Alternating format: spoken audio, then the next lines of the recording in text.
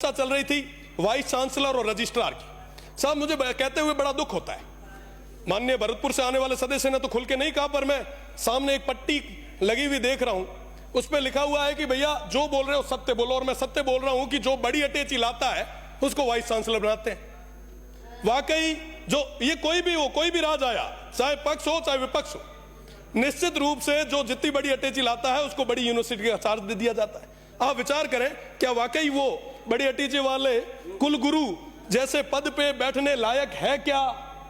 आप साहब बात करें रजिस्ट्रार की, कुलपति की, साहब ये तमाम लोग जो हैं इनको तो विश्वविद्यालय में अपना टेन्योर निकालना है।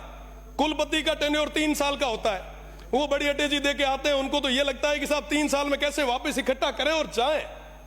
साहब इस दौर में सबसे बड़ा नुकसान किसको हो रहा है? हमारे इस प्रदेश को हो रहा है, हमारी आने वाली पीढ़ी को हो रहा है। आखिर उसका गुनहगार कौन है? अगर हमारे युवाओं और हमारी इस शिक्षा नीति को पूरी तरीके से खत्म किया जा रहा है तो इसका गुनहगार कौन?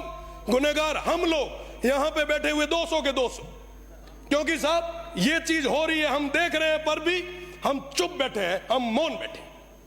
आखिर कब तक चलेगा ऐसे? साहब इन यूनिवर्सिटीज को बचाएगा कौन?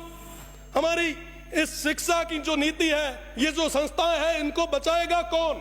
बचाने के लिए लोगों ने हमें भेजा यहाँ पे, और माननीय मंत्री जी बिना तो हाथा जोड़ी करे थोरो है कि साहब आप इस ओर देखें, वरना वाकई ये सिस्टम लैप्स हो जाएगा। साहब रजिस्ट्रार और वाइस चांसलर को कोई लेना देना नहीं है, वो ठोक ठोका के अपने घरों घर चले जाते हैं। वो बेचारे जो नीचे बैठे स्टाफ है वो दुख के आंसू रोते हैं।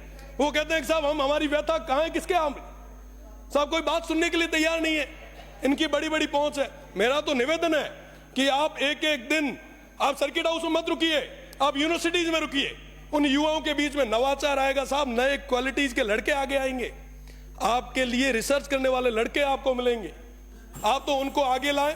निश्चित रूप से आप जो आज कुल गुरु का जो कर रहे हैं, मैं आपको धन्यवाद देता हूं, पर कुल गुरु के साथ साथ यूनिवर्सिटी को अपलिफ्ट कैसे करें उसके लिए भी बात करें। हमारी कॉलेजेस के अंदर आज के समय में ज्यादातर प्रोफेसर्स के पद जो है वो खाली पड़े, आप उनको भरें। साहब घना ही बेरोजगार आ रही, बहुत बड़ी गातों नहीं मीना, बड़ा हुआ ना, अपलिफ्ट करो। बहुत बहुत धन्यवाद। जय हिंद, जय भारत।